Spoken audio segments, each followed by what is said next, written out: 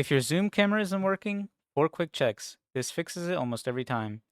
Open the Start menu, type Windows Update, hit Check for Updates. If anything's waiting, click Download and Install. It runs in the background while you do the next steps.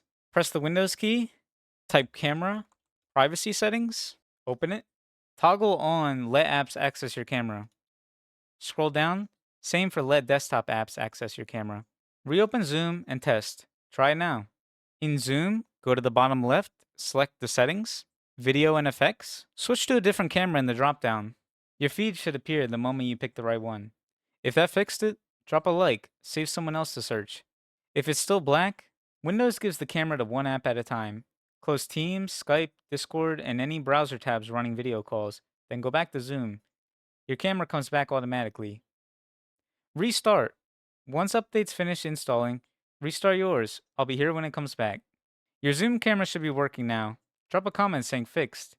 If it's still not showing, tell me which step you stopped on and what you're seeing.